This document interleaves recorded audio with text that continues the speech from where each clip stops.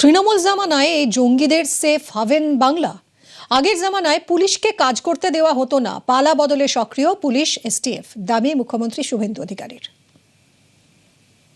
এগুলো কন্টিনিউয়াস হতো, এটা সেফ প্যাসেজ ছিল বাংলাদেশ থেকে যাতায়াত করার। বাংলাদেশ তো জঙ্গিদের ঘাঁটিতে পরিণত হয়েছে, তারা পশ্চিমবঙ্গকে সেফ করিডোর হিসেবে ব্যবহার করত। আগে বাইরের রাজ্যের পুলিশ এসে এগুলো অ্যাকশন নিত, এনআইএ নিত, এসটিএফ কাশ্মীর নিত, এসটিএফ আসাম নিত।